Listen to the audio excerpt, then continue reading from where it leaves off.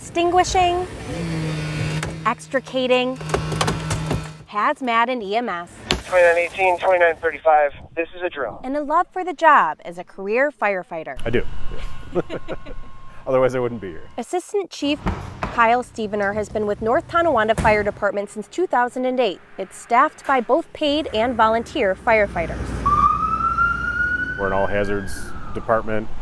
We do EMS to the advanced life support level, paramedic, first response. But they're a minimal manpower department, around 60 first responders serving about 31,000 residents, as New York State has been struggling with firefighter recruitment efforts for years while facing more calls than ever. Probably about 3,800 calls a year in the ballpark.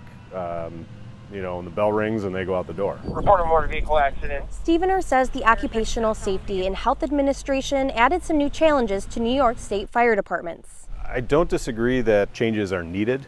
The issue is the timeline that they did it in. Vasny says some of the document's new requirements include fire departments replacing their turnout gear every 10 years. That can cost about $4,000 per person. It also says each firefighter's annual physical should include more health evaluations like mammograms, EKGs, and stress tests. Additional exams that would increase the price of each member's physical from about $250 to at least $1,000 every year. And the proposal says in some cases, departments need to nearly triple their training hours for recruits just to start the job. An OSHA proposal aimed to update the safety standards for first responders for the first time since the 80s.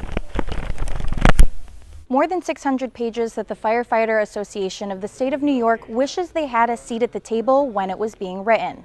It broke our hearts, okay? Proposal 1910.156 was released in December of 2023, but the public input period has recently come to an end, and FASNY is afraid their wishes still aren't being heard. A lot of expense to some smaller departments that just can't, that don't have the funds available from their tax base to be able to do that. And the federal government's going to have to come through with some funding to help these volunteer firefighters. Smaller, more rural, and often volunteer departments already struggling for manpower, fearing a future if the proposal passes. It's tough. It's a big ask. Chief Manth has about 45 active volunteers on his crew at Berg-Holtz Volunteer Fire Company. 2 vehicles reported people trapped. Answering roughly 1,300 calls a year. It's a multi-pronged thing that's going to be happening here that's really going to stress all areas of the fire service. The price tag for safety, tough, but the time expectations for these volunteers feels impossible. It's going to hurt it a lot because it'll take time away from their family. OSHA says the proposal is meant to protect first responders. In a statement, it says it is not OSHA's intent to finalize a rule that undermines public safety of any community. We have taken steps during the rulemaking process to consider the economic impact on fire departments across the country.